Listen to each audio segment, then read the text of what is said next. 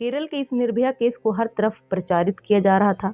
Police के ऊपर दबाव बढ़ाया जा रहा था। 3 शक के घेरे में आए हुए लोग बरी कर दिए जा चुके थे।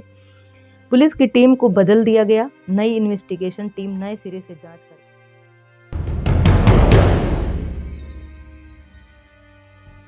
Geisha murder case. आज की कहानी एक ऐसी मर्डर मिस्ट्री है जिसमें पुलिस की टीम करीब 50 दिनों तक उलझी रही। न जाने कितनी जद्दोजहद की गई, कितने ही लोगों को उठाया गया, लगभग 7 लोगों को हिरासत में भी लिया गया। एक आदमी जिस पर पुलिस को शक था उसने तो खुदकुशी भी कर ली थी।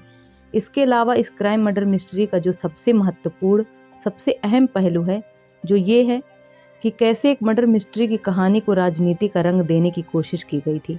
एक परिवार के दुख को, उनकी मुश्किलों को नज़रअंदाज करके कैसे राजनीतिक पहलुओं पर जोर दिया गया था, क्योंकि जब ये कत्ल हुआ उस वक्त उस राज्य में चुनाव का शोर शराबा था। ये केस 2016 का है और केरल राज्य का है। उस समय 16 मई 2016 को केरला विधानसभा का चुनाव होने वाला था, लेकिन उससे मात्र कुछ दिन ही पहले इस कांड को अंजाम दिया गया, जिससे केरला राज्य के चुनाव पर काफ़ी गहरा प्रभाव पड़ा था। तो कहानी को पूरा जानने के लिए वीडियो में एंड तक बने रहें, और अगर चैनल पर नए हैं तो चैनल को सब्सक्राइब करना ना भूलें। कहानी शुरू होती है केरला के एर्नाकुलम में। एक जगह है पेरम्बबूर, वहाँ की। पेरम्बबूर में एक बेहद गरीब परिवार रहता था, जिसमें 30 साल की एक लड़की जिसका नाम जीशा था वो रहती थी। जीशा के घर में उसकी बड़ी बहन और उसकी माँ रहती थी। वे लोग काफ़ी गरीब थे और जीशा की माँ और बहन दूसरे के घरों में साफ सफाई, झाड़ू पोछे का काम किया करती थी। लेकिन जीशा बचपन से ही पढ़ने लिखने की शौकीन थी। उसका सपना था कि वो एक बहुत बड़ी वकील बने और वो वकालत की पढ़ाई पढ़ रही थी। वो हमेशा अपने माँ और बहन का हौसला बढ़ाती। वो कहती कि जब मैं बहुत बड़ी वकील बन जाऊंगी तब आप लोगों को किसी के घर जाकर काम नहीं करना पड़ेगा, हमारे सारे दुख दर्द दूर हो जाएंगे। जीशा के पिता और माँ में बहुत समय पहले ही अलगाव हो गया था किसी आपसी कारण के वश। उसके पिता ने बचपन में ही उसे छोड़ दिया था, इसीलिए वो चाहती थी कि वो वकील बने और वकालत के जरिए गरीबों की मदद करे। वे लोग इतने गरीब थे और जाति से भी छोटे थे कि उनके आस पड़ोस वाले उनसे रिश्ता रखने में बेइज्जती महसूस करते थे। लेकिन जीशा की माँ और बहन जीशा का पढ़ाई में बहुत सपोर्ट करती थी। भले ही उनकी आर्थिक स्थिति अच्छी नहीं थी और उन्हें कई वक्त भूखे सोना पड़ता था, लेकिन जीशा की पढ़ाई में कोई कोताही नहीं की जाती थी। स्कूल के दिनों से ही जीशा अच्छे नंबर से पास होती चली आ रही थी। इसके बाद उसको एर्नाकुलम में लॉ कॉलेज में एडमिशन मिल गया और अब वो वकालत की पढ़ाई पढ़ रही थी और कुछ ही दिन बाद वो वकील बनने वाली थी। लेकिन शायद जीशा की किस्मत में कुछ और ही लिखा था। 28 अप्रैल 2016 को कुछ ऐसा हुआ जिससे जीशा के परिवार की स्थिति और ज्यादा बिगड़ गई।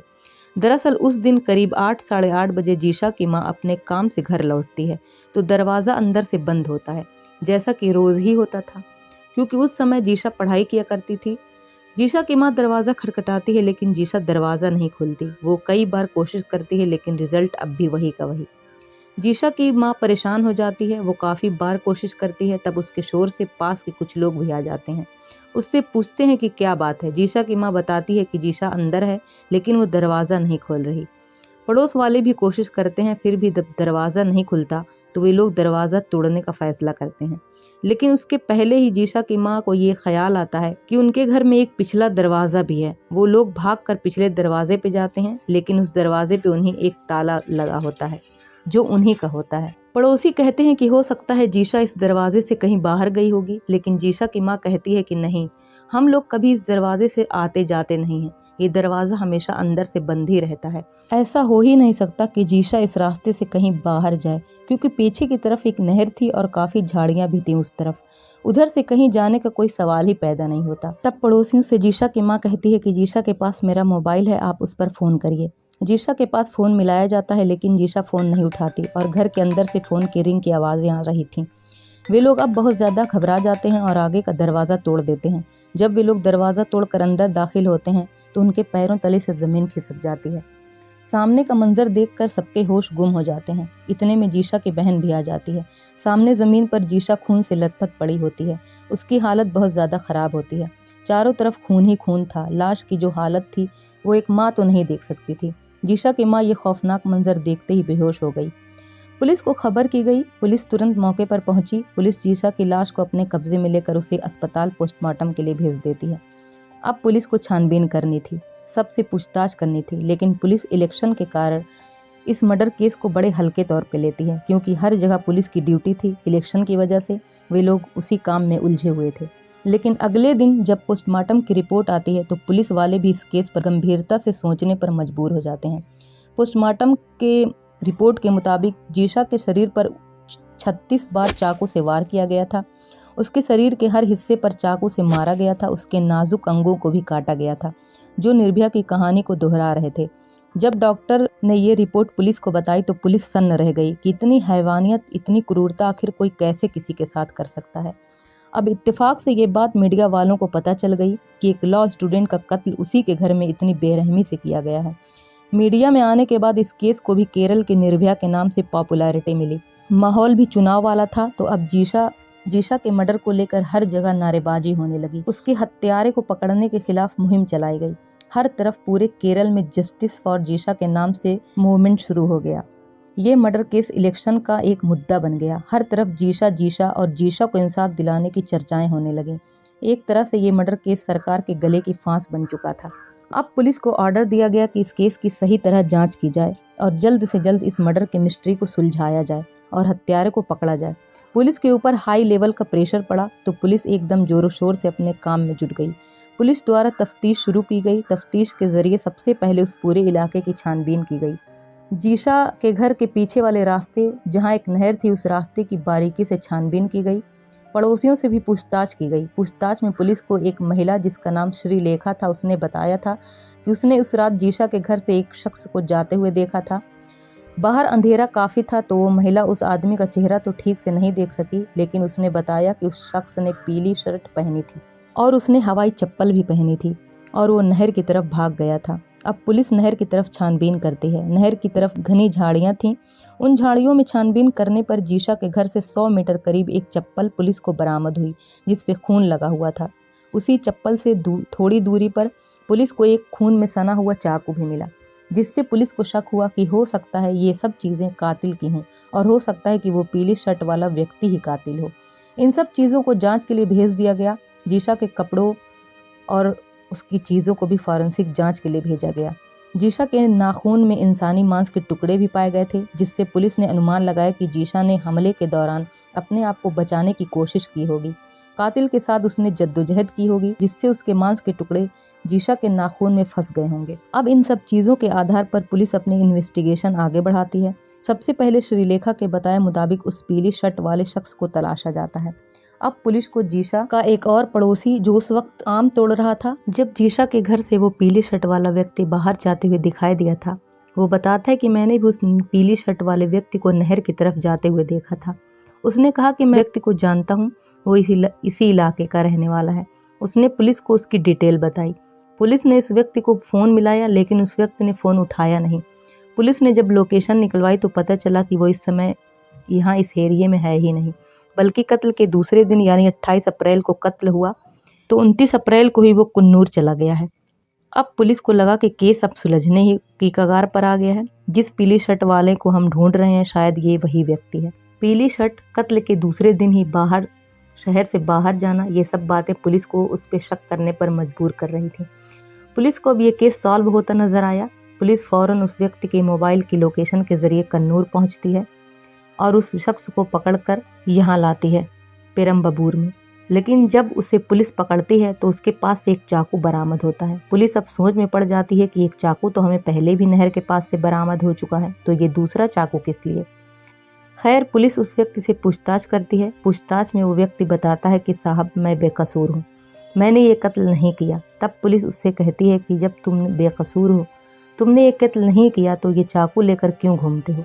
उसने पुलिस को बताया कि साहब, उस दिन मुझे एक आदमी ने पैसे लेकर गांजा देने का वादा किया था। वो मुझसे पैसे तो ले गया, लेकिन मुझे गांजा नहीं दिया, इसीलिए मैं उसे ढूंढ रहा था।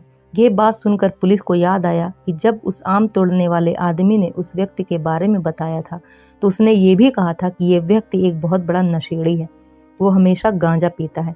तो अब ये व्यक्ति ऐसे बोल रहा था तो पुलिस ने उसके बारे में और जानकारी ढूंढना शुरू की तो पता चला कि वो व्यक्ति सही कह रहा है। उस दिन तो वो इस जगह था ही नहीं और ना ही उसके पास कोई पीले रंग की शर्ट ही थी। उसे कभी भी किसी ने पीली शर्ट पहनते नहीं देखा। अब पुलिस के हाथ फिर खाली के खाली ही रह गए और 5 दिन के बाद पुलिस ने उसे छोड़ दिया था। इसी दौरान जीशा की फाइनल पोस्टमार्टम रिपोर्ट आई, जिसमें पुलिस को पता चला कि जीशा के शरीर में कंधे के पास किसी के दांत से काटने के निशान हैं और वो बड़े ही बुरे तरीके से काटा गया है। इस निशान की बारीकी से जांच करने पर डॉक्टर ने ये पाया कि जो ये निशान है वो काफ़ी गैप गैप पर है, यानी कि जिसने भी जीशा को काटा है उसके दांतों के बीच काफ़ी फासला है। तो एक्सपर्ट का ये कहना था कि जो कातिल है जिसने कंधे पर काटा है उसके दांतों के बीच में गैप है। और पोस्टमार्टम में एक और बात सामने है कि जीशा के शरीर में अल्कोहल के ट्रेसेस मिले थे, यानी कि उसने शराब पी थी। अब पुलिस को ये एक अहम जानकारी हाथ लगी। अब इसके बाद जिस गंजेड़ी शख्स को पुलिस ने पकड़ा था उस व्यक्ति की मां ने पुलिस को एक और व्यक्ति की जानकारी दी। उसने बताया कि वो शख्स अक्सर लड़कियों को ताड़ता रहता था, मौका मिलने पर उन्हें छेड़ता था और वो आदमी जिस दिन जीशा का मर्डर हुआ उसके बाद से ही गायब है और वो इस समय बेंगलुरु में है। कत्ल के दूसरे दिन ही वो यहाँ से बेंगलुरु चला गया था। आप एक बार उस व्यक्ति को उठाइए और पूछताछ करिए। पुलिस ने तुरंत उस व्यक्ति की डिटेल उस महिला से लिया और उस व्यक्ति की तलाश शुरू कर दी गई। उसके नंबर का लोकेशन निकलवाने पर पता चला कि वाकई में इस समय वो बेंगलुरु में ही है।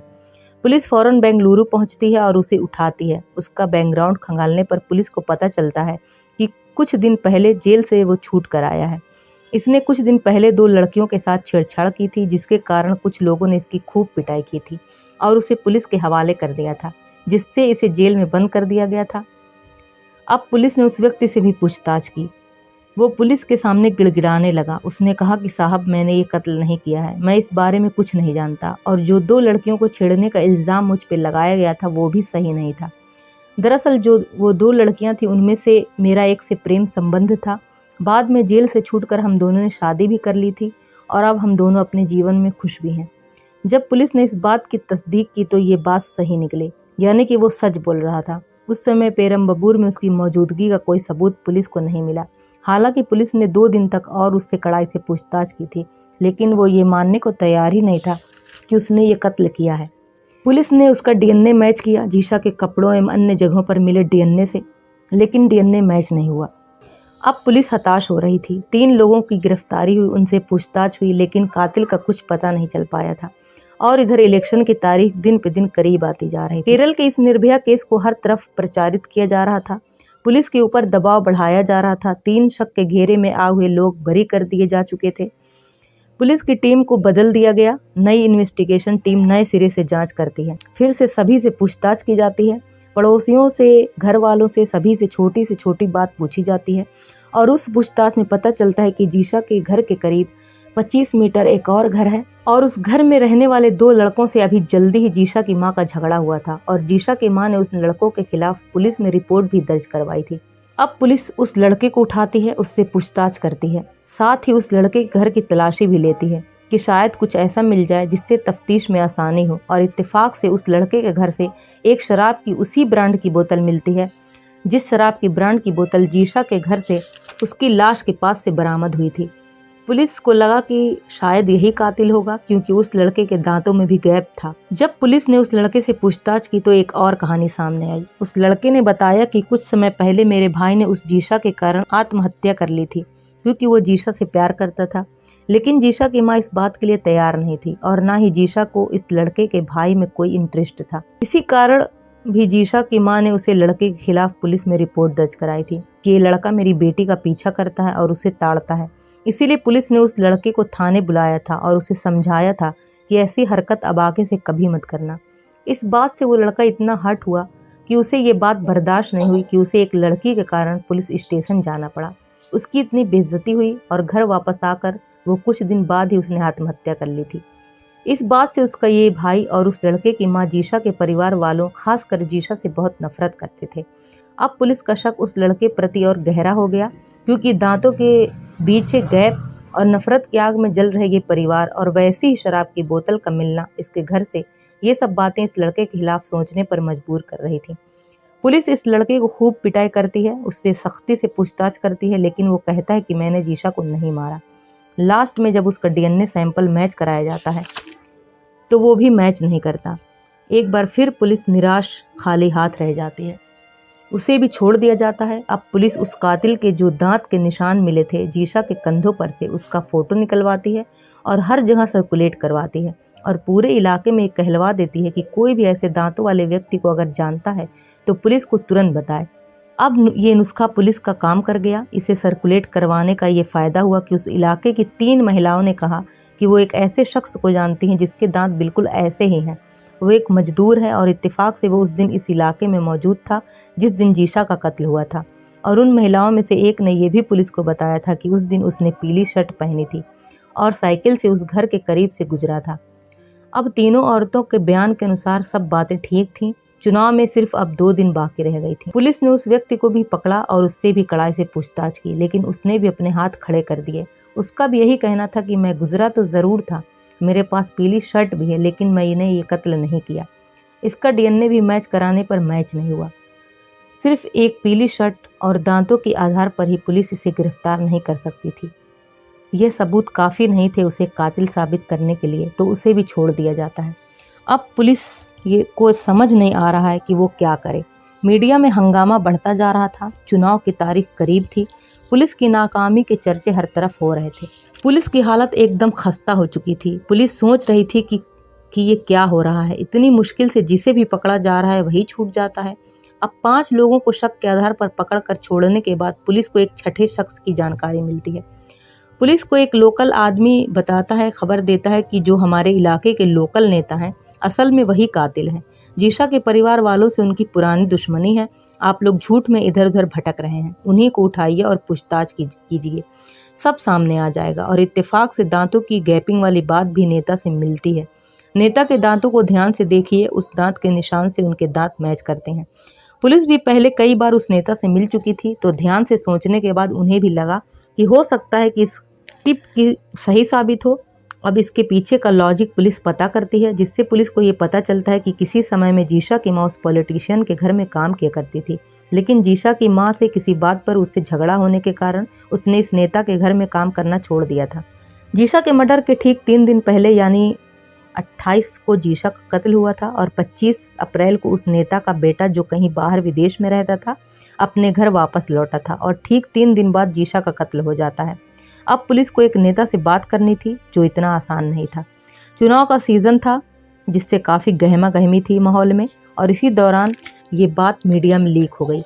अब अगले दिन केरला का ये हाई प्रोफाइल जो केस अब तक बन चुका था, मीडिया में यही बात, सारे अखबारों के फ्रंट पेज पर यही स्टोरी थी कि इस घिनौने कृत्य के पीछे कोई और नहीं बल्कि एक पॉलिटिशियन का हाथ है।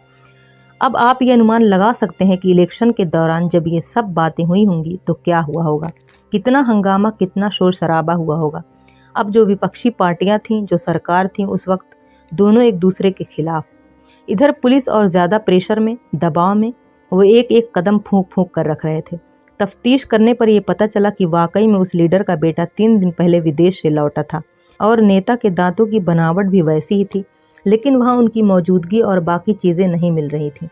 तफ्तीश के दौरान ही जीशा की माँ से भी इस नेता के बारे में पूछताछ की जाती है कि क्या ये सब बातें सच हैं, क्योंकि लड़की की माँ ने अभी तक उस नेता के खिलाफ शक नहीं जताया था। पुलिस जीशा की माँ से जब पूछताछ करती है तो जीशा की माँ पुलिस को एक उल्टी ही कहानी बताती है। वो कहती है कि मेरा कभी भी उनसे कोई झगड़ा नहीं हुआ था, बल्कि उन्होंने तो समय समय पर वक्त पड़ने पर मेरी मदद की थी। मेरी तो उस आदमी से लड़ाई हुई थी जिस शख्स ने नेताजी का नाम लिया था, यानी कि उस लोकल शख्स ने जिसने पुलिस को नेता के बारे में बताया था। अब पुलिस ने उस लोकल शख्स को उठाकर उससे कड़ाई से पूछताछ की। उसने बताया कि नेता से उसकी दुश्मनी थी और इसीलिए उसने सोचा कि इस समय माहौल गर्म है तो क्यों ना नेता को ही इस कांड में फंसा दिया जाए, इसलिए उसने ये कहानी गढ़ी। लेकिन अब तक मामला तो गर्मा चुका था नेता को लेकर। लेकिन पुलिस के पास एक आखिरी चीज़ थी ये साबित करने के लिए कि नेता इस मर्डर में इन्वॉल्व है या नहीं, और वो थी डीएनए की रिपोर्ट। नेता का भी डीएनए मैच कराया जाता है जो मैच नहीं करता। तफ्तीश को पुलिस ने फिर से आगे बढ़ाया, जिसमें एक बस ड्राइवर को भी पकड़ा गया, लेकिन उसका भी डीएनए मैच नहीं हुआ। एक पुलिस वाले पर भी आरोप लगा, लेकिन वो भी कातिल नहीं था। कहने का मतलब ये था कि इस केस में जिसने जिस पे चाहा आरोप लगाया, शक जताया, जिस शख्स को किसी से भी थोड़ी सी अनबन थी, उसी को पुलिस द्वारा पकड़वा कर पूछताछ करवाई गई। लेकिन अब पुलिस को एक इन्फॉर्मेशन मिली कि एक व्यक्ति है जो एक म्यूज़िक टीचर है, और जब जीशा के फ़ोन नंबर की कॉल डिटेल निकलवाई गई थी तो उस टीचर का नंबर भी फ़ोन में मिला था और अब उस टीचर को जब बुलाया गया तो उसका भी डीएनए मैच नहीं हुआ। इसके बावजूद 20 और लोग थे जिस पे शक के बिना पर पुलिस द्वारा पूछताछ की गई थी। वक्त बीतता गया, चुनाव का रिजल्ट भी आ गया। परिणाम स्वरूप केरला की सरकार भी पलट गई। नई सरकार के आते ही इस केस की जांच टीम बदल दी गई। इन्होंने दावा किया था कि हम इस केस की छानबीन अच्छे तरीके से करेंगे और जीशा के कातिल को ज़रूर पकड़वाएंगे। अब एक सीनियर रैंक की लेडी अफसर बी संध्या की अगुवाई में एक टीम बनाई गई। अब उन लोगों ने नए तरीके से जांच शुरू की। 20 लाख से ज़्यादा फ़ोन कॉल डिटेल खंगाले गए। तफ्तीश चलती रही। करीब 50 दिन बीत गए लेकिन पुलिस के हाथ कुछ नहीं लग रहा था। और अब 50 दिन के बाद पुलिस को एक और इन्फॉर्मेशन मिली, जिसमें पुलिस को एक आदमी के बारे में पता चला जो इस समय तमिलनाडु में था और शायद यही वो शख्स था जिसकी पुलिस को तलाश थी। उसका नाम था अमीरुल इस्लाम। अब पुलिस तमिलनाडु पहुंचती है और उस अमीनुल इस्लाम को वहां से उठा कर लाती है। ये असम का रहने वाला था। पेशे से वो एक मजदूर था और नौकरी की तलाश में वो केरल आया था और जीशा के ही इलाके में रहता था। उसे मालूम था कि जीशा की माँ और उसकी बहन कब बाहर जाती हैं, कब अंदर आती हैं। वो अक्सर घर के बाहर से जीशा और उसकी बहन को ताड़ता रहता था। उसे ये भी पता था कि इस घर में कोई मर्द नहीं है, सिर्फ ये 3 औरतें ही हैं। उसे मौके की तलाश थी कि कब उन दोनों में से कोई एक अकेली घर पर मिले और वो अपनी हवस उसके साथ पूरी करे। वो अक्सर देखता था कि ज़्यादातर जीशा ही घर पर अकेली होती थी। तो 28 अप्रैल 2016 को उसे ये मौका मिल गया। उसे पता था कि शाम के वक्त जीशा घर में अकेली रहती है। उसने शराब पी। शराब की वो बोतल अपने पास ही रखी और एक चाकू लिया और उस शाम करीब 5 साढ़े 5 बजे वो जीशा के घर पहुंचा। जीशा अपने घर में अकेली पढ़ाई कर रही थी। उसने दरवाज़ा खटखटाया। जीशा ने जैसे ही दरवाज़ा खोला उसने उसे ज़ोर से धक्का दिया। वो ज़मीन पर गिर गई। उस आदमी ने तुरंत दरवाज़ा बंद कर दिया और जीशा की ओर मुड़ा। उसके साथ ज़बरदस्ती करने लगा, लेकिन जीशा अपनी पूरी ताकत से उसका विरोध करती है। उसके विरोध करने पर उस आदमी को बेहद गुस्सा आया और उसने चाकू से जीशा के पेट में वार कर दिया। खून तेजी से बहने लगा। एक बार फिर वो ज़मीन पर गिर पड़ी। तब उस व्यक्ति ने वैसी ही हालत में खून से सनी जीशा के साथ बलात्कार किया। इतना घायल होने के बावजूद भी जीशा उसे अपने हाथों से नोच रही थी, उसे मारने की कोशिश कर रही थी। अब बेहद गुस्से में उस आदमी ने जीशा के शरीर के हर अंग पर वार किया। उसके नाखून, उसके नाजुक अंगों को क्षति पहुंचाई। जब वो एकदम बदहाल हो गई और आखिरी वक्त आ गया तो वो पानी पानी के लिए गिड़गिड़ा रही थी। वो पानी पानी कह रही थी तो उस जानवर जैसे शख्स ने उसी शराब की बोतल से जो वो अपने साथ लाया था जीशा के मुंह में लगा दी और ज़बरदस्ती उसे शराब पिलाई। वो तड़प रही थी। उसने उसे चाकू से उसका गला रेत दिया। इसके कुछ देर बाद ही जीशा ने दम तोड़ दिया। ये सब बातें उस अमीनुल इस्लाम ने अपने बयान में पुलिस को बताया था। इसके बाद उसने देखा कि वहीं पास में ताला टंगा हुआ था। उसने ताला लिया और पिछले दरवाजे को खोलकर पीछे से ही बाहर निकल गया और दरवाजे को बाहर से ताला लगाकर बंद कर दिया और उसी नहर की तरफ चला गया। वहां झाड़ियों में उसने चाकू फेंक दिया। खून से सनी चप्पल बार बार फिसल रही थी तो उसने एक चप्पल वहीं भी छोड़ दिया और वहां से चला गया। नहर पार करके वो धीरे धीरे स्टेशन की तरफ जाता है। वो पीली शर्ट वो ठिकाने लगाता है। स्टेशन से वो ट्रेन में बैठकर आसाम चला जाता है। वहाँ करीब वो 1 महीना रहता है। जब उसे लगता है कि अब मामला ठीक ठाक है तो वो फिर नौकरी की तलाश में तमिलनाडु चला जाता है। लेकिन इत्तेफाक से उसी के साथ रहने वाला एक लेबर, जिसे उस पर शक हो गया था, पीली शर्ट, दांतों की बनावट के आधार पर उसी ने पुलिस को उसके बारे में बताया था कि अमीरुल इस्लाम ही कातिल है। डीएनए टेस्ट में भी ये बात साबित हो गई कि अमीरुल इस्लाम ही कातिल है। पहली बार इतने लोगों की डीएनए टेस्टिंग के बाद एक शख्स का डीएनए मैच हो चुका था। इसके बाद उसे कोर्ट में पेश किया गया। वहाँ की लोअर कोर्ट में ये मुकदमा चला। बेहद कम वक्त में 2017 में कोर्ट ने अपना फैसला सुनाया, जिसमें अदालत ने कातिल अमीरुल इस्लाम को सजाए मौत दी। इसके बाद ये मामला हाईकोर्ट पहुंचा। हाईकोर्ट ने इस मामले का फैसला नहीं सुनाया। हाईकोर्ट ने कहा कि हम निचली अदालत के फैसले पर गौर करेंगे।